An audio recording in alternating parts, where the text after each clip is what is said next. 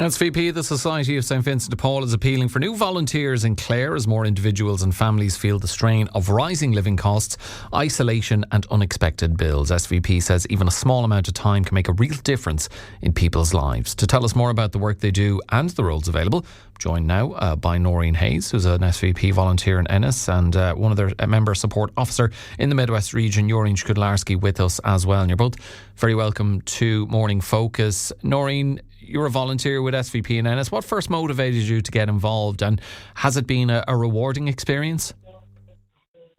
Morning, Alan. How are you? I joined SVP because I didn't know much about it, and I'd always pass the shop on Parnell Street, and they also have a furniture store in the Queen Road Business Park. I always associated them with just Christmas time or the store. So I was going to Ennis one day, and again on Clare FM, they were looking for volunteers. So I said, okay, I'm going to join, and I haven't looked back, and I'm with them 1 year. It sounds like it has been a rewarding experience. And Jorien, you're appealing for new volunteers in Clare. What's driving that call right now?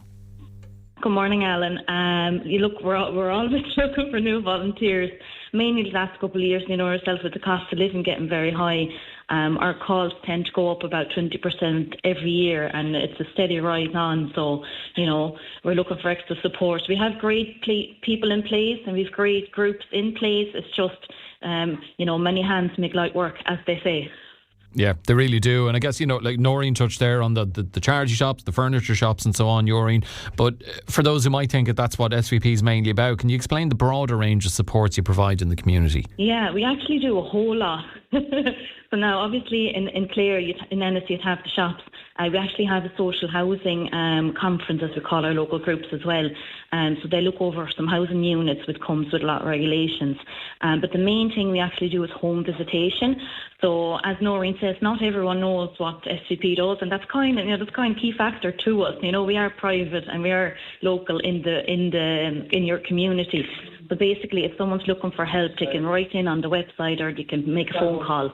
And 2 local volunteers will actually call out and have a chat with you and kind of see what way we can best support you. So that work of home visit is the core of, and that's really where we need help.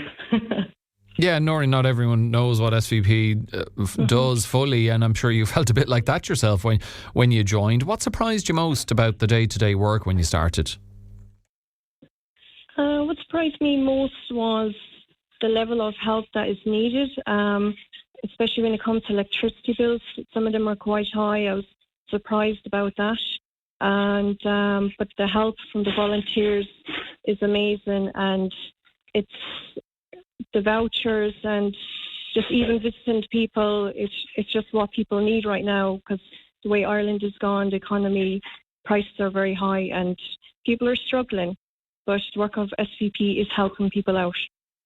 Yeah, and it is something we've heard so often on Morning Focus over the years, Jorien, with cost of living, more and more people, and the so-called working poor people that on the face of it look like they don't need help, but there's an increasing number of those who are seeking out your assistance and support. But something could happen any time. 2 parents could be working, one could lose a job, and that's something we see a lot as well. Things can change overnight. A lot of people are living paycheck to paycheck, and sometimes they just need assistance, and they do the right thing to contact somebody when they need to, rather than leave it and then be struggling. So it can be for anybody. It can be a once-off, or maybe 2 or 3 times help. But the main thing is they're asking for help when they need it, because a lot of people are struggling and they're afraid to ask for help. But SVP, we're non-judgmental, we're kind, and I've seen that by working with my co-volunteers. And that's another reason why I've stayed here and plan to stay longer, because the kindness of the volunteers. Yeah, and I suppose that is a great recommendation, Jorien, for anyone listening who's been mulling over volunteering, to hear that kind of testimonial from Noreen, that it's rewarding. Absolutely. And you stay on board longer. But there will be some people, I'm sure, who have thought about volunteering but are hesitant because they feel, I don't have the right skills, or perhaps they look at their own situation with work and family and all that and go, I don't have enough time. So what would you say to someone listening who's unsure if volunteering is for them? Anything time you have to give, we will be happy to receive. We'll work with you. So if you have 1 hour in the week, absolutely fine, we'll take it. If you have a little bit more, we're even more grateful. But this is why I say many hands make light work. The more people we have that have 1 hour to give, it'll make the group work a lot easier. So absolutely. And we do so many different things, from the home visitation to the shops to the social housing, all these things. So, if it's people skills that you're really interested in, that you want to use, great. If it's something else, we have quite a lot of paperwork as well.